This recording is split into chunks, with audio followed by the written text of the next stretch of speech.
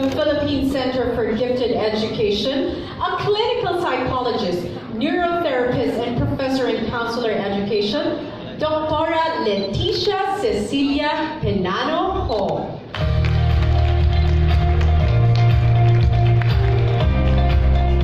Good afternoon, ma'am. Would you like to say hi to our friends in the media and to the mommies and daddies here? Hello everybody. Yeah. So happy to see you, and I hope that we can have a very good conversation later. Yes. And now, we would also like to welcome our food scientist and nutritionist, Miss Mary Jude Jong Icasiano. Good afternoon, everyone. Ayan. And finally, joining me to facilitate this part of the program and share her own parenting experiences is an engaging TV host, actress, and syempre kasama ko rin po siya sa Kapamilya Network. Please give a big hand for the one and only beautiful Miss Dimples Romana. Good morning, Tony! Hello! Good afternoon na pala. Good afternoon po. Hello! Hello! Ayan, ikaw talaga ang resident dito sa Promil for na iShine Talent Camp, hindi ba? You've been doing this for so long already. I have been with Promil 4 and Y Philippines for, I think, a little over 6 years. Almost 7 years na Talagang to. family na talaga si Dimples. Oo, tsaka yung mga kids ko, iShiners na talaga sila, matatawa. Yes. So since kompleto na ang ating panel ngayon this afternoon, ako naman I would just like to start with a question na how early can you spot your kid's talent or your kid's skill? Mas-spot nyo ba yan as early as like 1 year old? Who can answer? First. Ayan, sige po. But you can help me don't know answer. Yes. You begin, not the nutritionist. Sige. You see a lot of things in developing kids kasi. So I think for us parents, we have to be sensitive to our children's cues. Because very early on, you will see some inclinations already.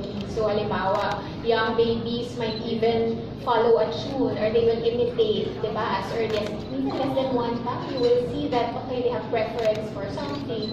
Or if they like drawing, they will begin grabbing their crayons and then trying it out themselves. So very early on, they give us cues already.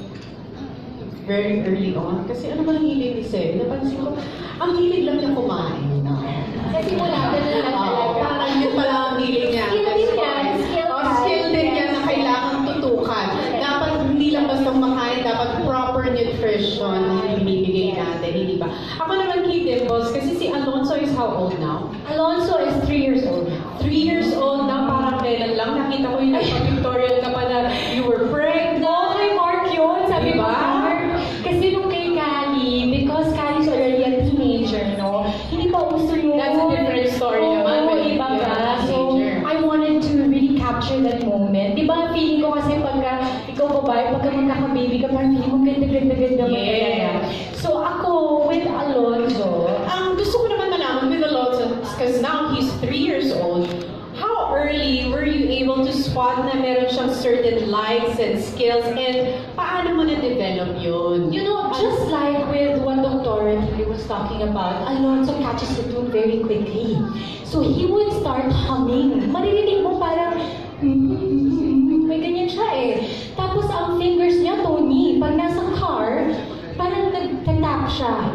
So sabi ko, ay, kasi it's totally different. I know a lot of parents will agree with me that our children, they may come from the same parents but of different characteristics. And for Callie, she was more the very openly creative one, but very quiet. Like me, Tony. Very quiet. Like you? Like us. Yes. Buti Very na quiet tayo. Quiet type tayo. Oo, alam mo naman, like Parang Mami mabalik Jackie. tayo. Oo, very quiet tayo. No? But ako talaga, nagulat ako kasi wala namang masyadong mahilig sa music sa amin sa pamilya. So pwede pala yun. It will start from one of your children and then so he would do that. And now, every time makarinig siya ng music, he likes to dance. Oo, may galaw yung body niya at nasa rhythm, ha? So sabi ko, pwede pala yun na ang gift niya ito. And when I started noticing years old. Wala bang 2 years old? Oo, parang habang naglalakad So what did you do? Pumunta ka sa Hindi. workshop? No, not yet because super aga pa. Ngayon, pwede na siya mag-iShine Talent Camp because he's already 3 years old. But when he was smaller, ang ginagawa ko lang, I would play lots of music. He wakes up to good music. He wakes up to music of yung mga movies na pangbata. And then I would really dance with him. So I'm not really much of a dancer, but he doesn't know that. So that's not hurting anybody. Oo, so kami dalawa pa rin ang bida. So, yun. Parang, that's how little... You encourage and you support. Oo, at saka, you're just by him. Yeah. Not really imposing, but more like encouraging na, oh, anak, it's okay to dance. It's okay to listen to music and enjoy music. You know, I read this in a book, and it really made an impact on me. That it says there, be careful when you talk to your children, because the way you talk to your children becomes their inner voice.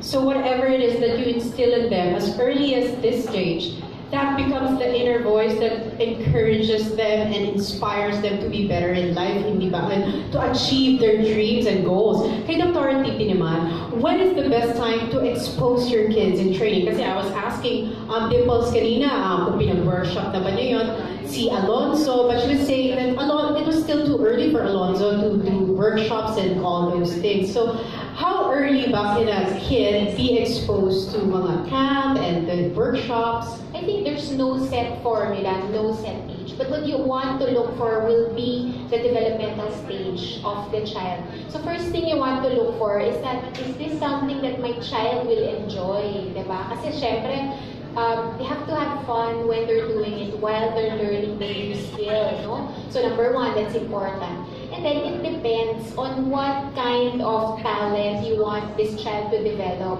So you spot their inclination, but then it has to be developmentally appropriate. So take for example, learning the guitar.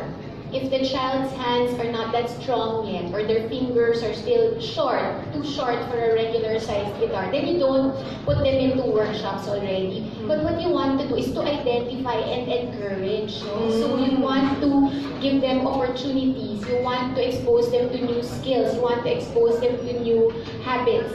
Because it might be something that they'll finally excel in later on. Yeah, you mentioned kanina, Dr. You said appropriate. If it's appropriate for the age of the kid, you know, is there any appropriate stimulation, or is there such thing? When we say stimulation, kasi it's like providing that environment that will hone the skills of the child, diba? And it's not necessarily the talent that you want to develop right away. So, take for example, I think the masters can correct me. Let's say voice.